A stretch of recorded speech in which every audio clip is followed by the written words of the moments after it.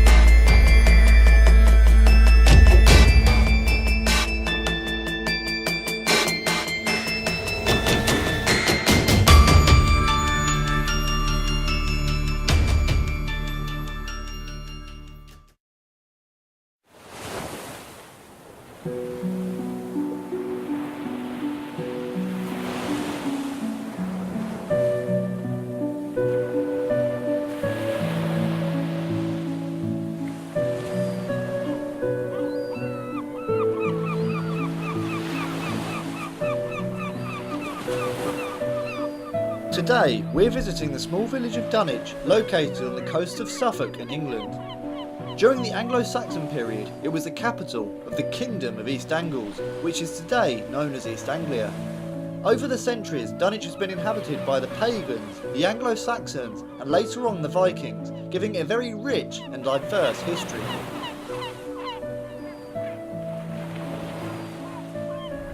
The interesting thing about Dunwich is that it used to be much bigger.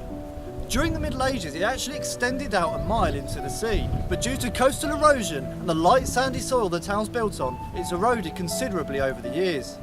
In the Domesday Book of 1086, it was registered that there were 3,000 people living in the town, where compared to the 183 that reside here today. In its prime, it was a huge port, similar in size to that of 14th century London. There were many ships that travelled here in looks of transporting cargo and trade, and it really was a hustle and bustle environment. Unfortunately, all we're left with today is a few ruins and written accounts of what actual life was like here nearly 1,000 years ago.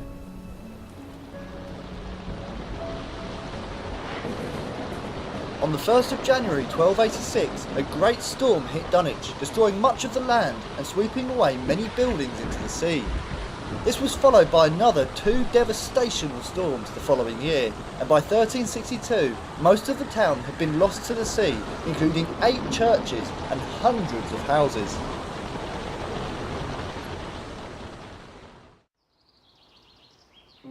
A few hundred yards from the sea stands a 13th century friary known as Greyfriars.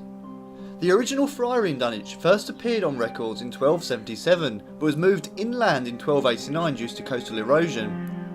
It's believed that much of the friary was destroyed during the dissolution of the monasteries during the reign of King Henry VIII, leaving us with only a few remaining buildings: a precinct wall, a gatehouse, and the remains of a cloister building which was possibly used as an infirmary.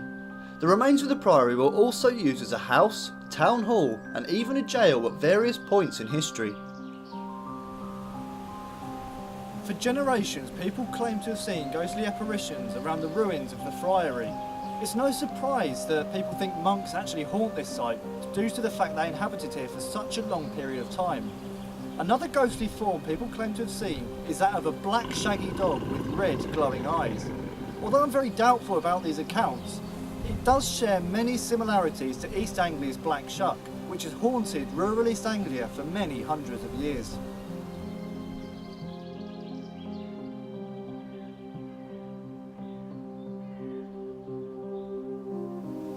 We're currently in St James's Churchyard, and what I'm actually standing in now is the chapel to a leper hospital that used to be here. Leprosy was a terrible disease. It was a bacterial infection which was extremely contagious. It could cause blindness, damage to the nervous system, deformities, and in some cases death. And because of how this disease ravaged communities, they built hospitals at the edge of towns and villages to house these people and in some cases try and nurse them back to health, which unfortunately never happened. Now the strange thing is that although this churchyard and the remains of the leper colony are actually at the moment in modern day central Dunwich, you've got to think in the Middle Ages this would have been right at the edge of the village, and due to the way the coast has eroded over the years, it sort of push this towards the centre of the town, which I think is extremely interesting. Over the years, many people claim to have seen ghostly shadow figures walking around the churchyard and the actual ruins here I'm standing in at the moment. The interesting thing is that although a tiny portion of the chapel itself still exists, it would have actually extended towards the other part of the churchyard. And could it be that any of these ghostly sightings are actually linked to the lepers that used to haunt it?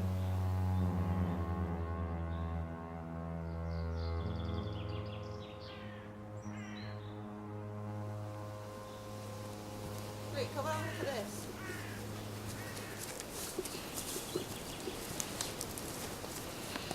So we were just reading on here that it says the northwest buttress of All Saints Church. All Saints Church was the one that was just out to sea from the Greyfriars ruins. That was the last one that fell in the sea, wasn't it? I reckon so. It's the closest one that's inland. Oh wow.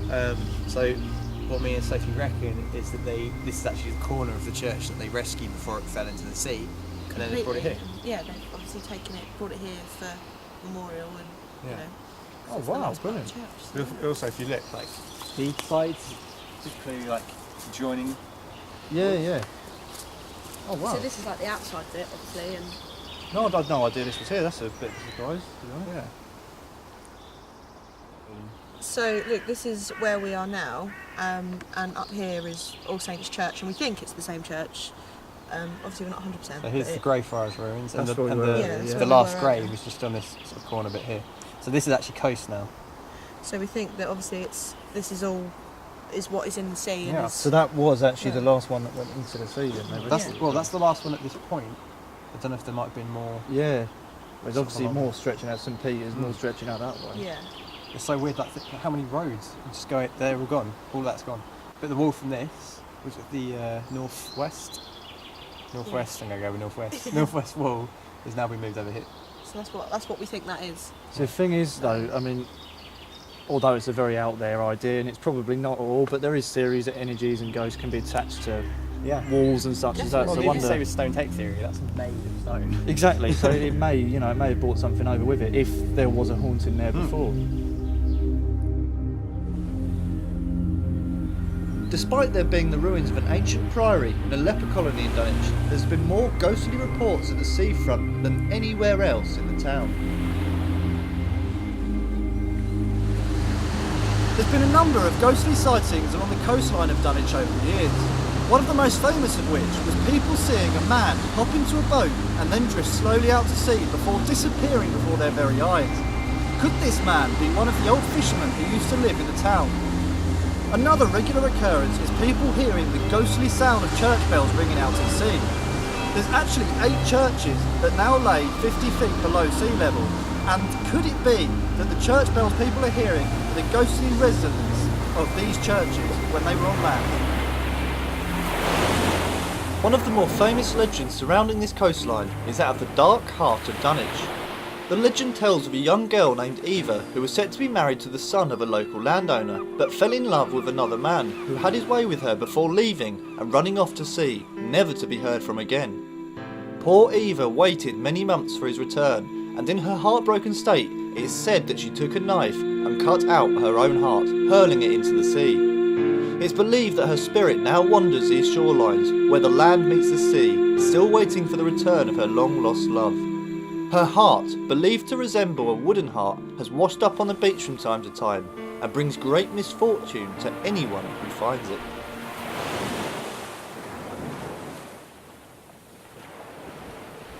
How many of these stories and legends are to be believed is up to debate.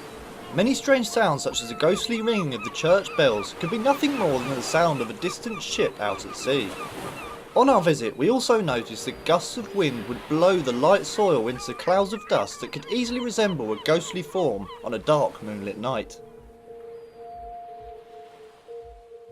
Later in the evening, we sat down for a blustery seaside picnic and discussed an idea for the night's investigation. We decided that due to the large amount of ground we needed to cover, we would split up at the start of the night.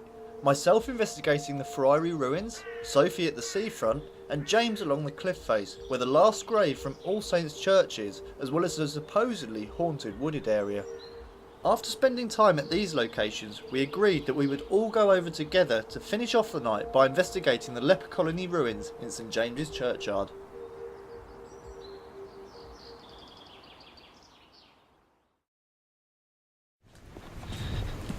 Footpath sign there. I think you can head straight down there. Oh no, you're going up there, aren't you? I'm going there. That's the ones. All right. Well, I'll see you on the other side. See you later. Good luck.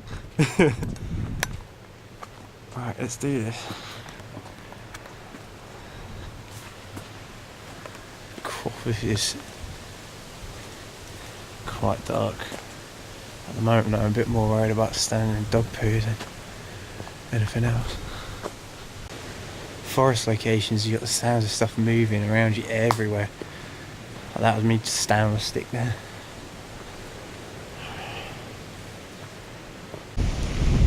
So I've come down to the seafront to see if I can find anything here. I'm on my own, other than with Marcus, our camera guy. Luke and James have gone off to their own spots by themselves. I've got the EMF meter in my pocket. I'm going to turn it on. And I'll turn my camera on. We'll see if we can get anything. You just tap this little grey box in my hand for me and let me know that you're here.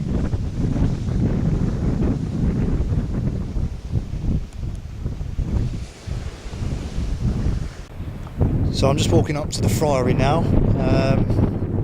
It's a little breezy up here, so I'm sorry if there's any sort of audio problems from the wind. That is obviously a huge problem when you're investigating, because any sound you manage to record will be contaminated by the wind, but hopefully I'll try and find a sheltered area up here somewhere. So first impressions of being here, it's not completely dark at the moment, there's still a little bit of light, but it's slowly getting there. Yeah, first impressions of being here, I don't really feel a lot. There's not any kind of creepy atmosphere, there's not anything I can feel. Obviously when it gets darker, people have seen shadow figures around here, and when it gets darker, a lot of the stonework, I suppose, because it's all patched up stonework, you could see shadows and shapes within the stones, which maybe is what people have been seeing, I don't know. I'll say people have certainly seen stuff around here, but getting detailed reports of what they've seen is quite difficult. So I'll sit up here and call out and see if we can sort of maybe get some kind of response from any of the monks that are here. These sort of woody locations are my least favourite anyway, because my eyes just play tricks like mad. I'm actually looking more at the LCD screen just so I can see where I'm going.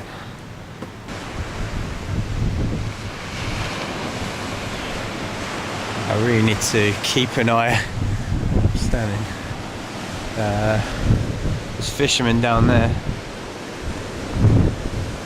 I reckon Marcus and Sophie are down there somewhere. Right, to the last grave. There's nothing. It's so just quiet and calm. Well, windy, but in a spiritual sense, it's quiet and calm. There appears to be nothing here.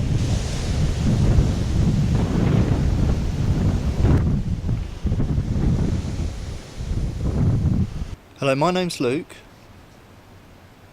Don't mean you any harm, whoever's here. I've come to talk to you, to try and see if anyone's still here at this friary. Would you be able to come over and speak to me, please?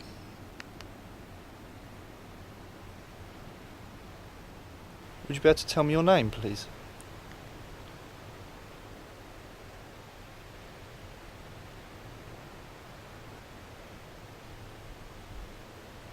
Is this where you used to live?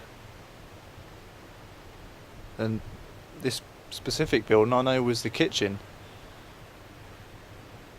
Suppose you made some rather nice meals here at various points.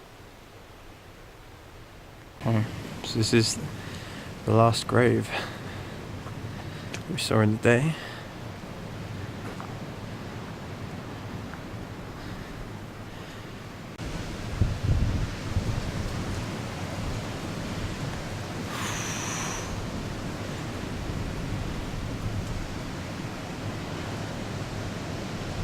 One sec, I need to...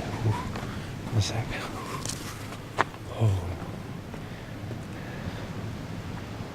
Oh, that's really weird, man. One sec. Just come in.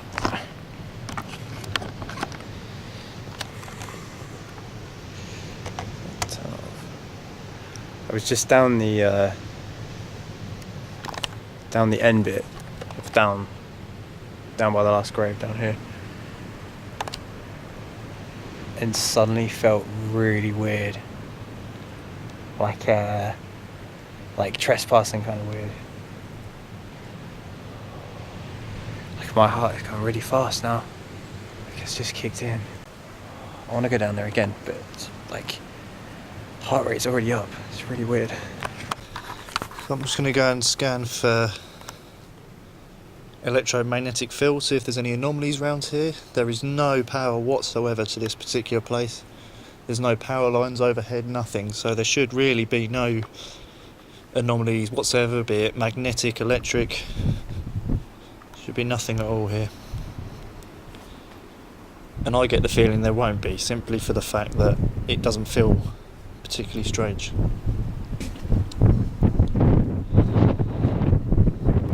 Is anybody here? Could you come towards this box I've got in my hand, please? Could you touch it, bring your energy around it? Try and make it signify you're here? Could you maybe touch me? Something to let me know there's someone with me.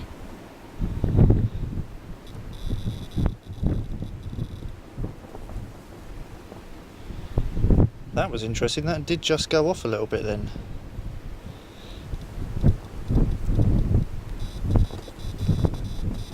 It's picking up something. Is that you doing that? Do you think you could do it again, please?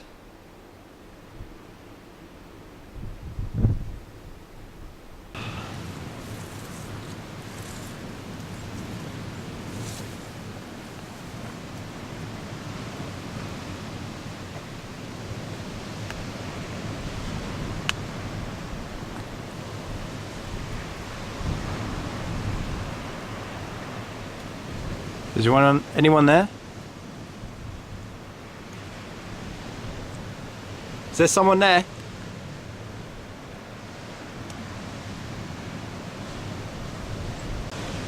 Oh, I'm still feeling kind of freaked out, man. I don't know if that was just the initial thing of going up to this. Are you here, Jacob?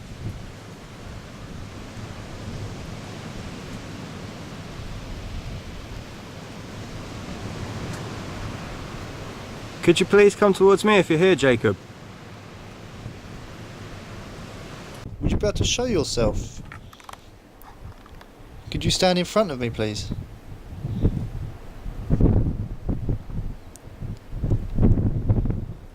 Would I be able to see you? And I know that probably takes a lot of energy, and I know maybe you don't want me to see you, but again, that's really weird. And the trifill meter has a very, very high high frequencies of what it can detect, so it takes something of quite a lot of power to set this off. So I'm going to set it down on the path just to show that I'm not touching it, I'm not meddling with it in any way. Put it there. But that is extremely unusual. The problem I've got is, although that is registering some kind of anomaly around here, I'm not getting anything else to prove or link those anomalies to the paranormal. I've not seen anything, I've not heard anything, and there's been no other activity, so I can just leave these readings, and as I explained, I can't say it's paranormal causing it, which is a shame really at the moment. So I'm hoping I do see something or get some kind of interaction that will let me know whatever that is intelligent. So normally when we come to a location, you can instantly feel, you know, that like either something's going to happen or there's some sort of presence there. But walking along the front, I mean, there is absolutely nothing. Even during the day, it's just so calm, it's so peaceful, and I don't think there is any resonance of anything left behind. I think if we are going to get anything, it's going to be further up, either by the last gravestone or by the actual friary itself. So we're going to take a walk up there and then see how the others are getting on.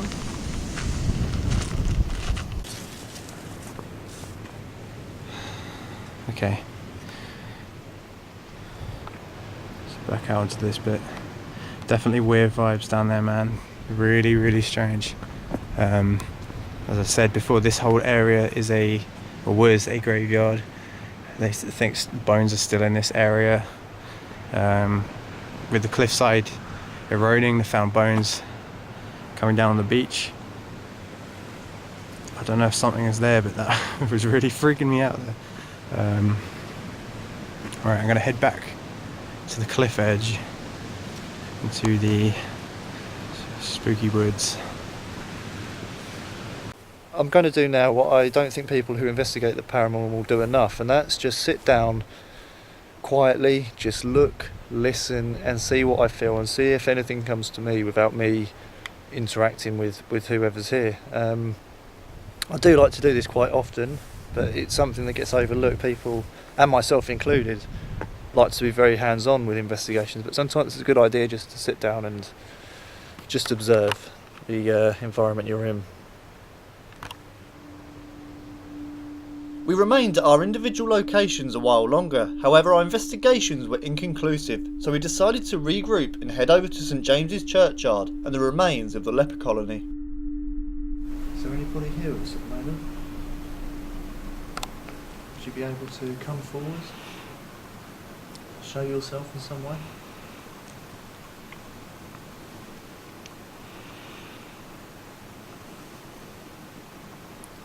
I've got to remember as well that this area we're in now is only probably about a third of the entire building, which ran the whole way down there. And then you've got the churchyard on top of that and all the history associated with that. Yeah, So exactly. it's just You've got layers. graves on top of it. Yeah. And then if you take the pillar from the other church as well, it's another layer of... Oh, even behind Marcus there's gravestone there. Yeah. That child's gravestone that was covered up in 2010. Yeah. And I think that's actually another one behind it and possibly another one there. That's what these flags are. Did you used to live at the Leper Hospital? Or did you work here?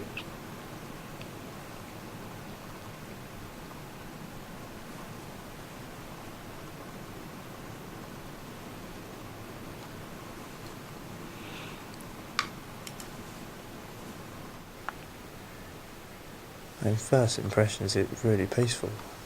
Yeah. Definitely. But then you know how many places we've been to at the start off. Yeah, and then it changes. Yeah. I'm especially thinking with a place like this, because it was somewhere where people would go and they were kind of stuck there for the rest of their lives. Yeah. That any spirits or anything that are here are going to be more willing to interact with us because it's like new people to interact with. Well, I was saying to Marcus earlier, you know, when you first get to a location, we either instantly feel something or we instantly don't. Yeah. And earlier on, yeah, it felt different, but it didn't feel, you know, No. paranormal, so to speak. It didn't feel anything like resonance left behind. No, it was just an odd building, I suppose, isn't it? I mean, I feel like it would be different if the rest of the building was still here, or if there was more ruins Yeah. towards that way. I feel Are like you we feeling would. like any difference from earlier now? I'm not. No, personally. it still feels the same like earlier when we first came. Like it was just calmer and different. I don't know if it's like a wishful thinking thing, but I do have that sort of feeling like things could start happening any second. Yeah. Don't you think it was strange though that earlier on we thought this would probably be the most active place? It's not. Well, that's the thing. We built up a hype kind of thing Yeah. about this place being so. I think just because of the history behind it. But then is it maybe this place comes alive during the day? We've come looking for stuff at night. Maybe we should have done it in the day. Yeah. This is a really weird location because you've got, like, just for the history of the place, you've got the leper chapel here, and where all the lepers would be in this section, and you've got a bench dedicated to someone who's died here, Yeah. and you've got graves that have been put in here, and a new graveyard, and a church, and a history of Dunwich and everything. I But just feel like maybe everything is settled.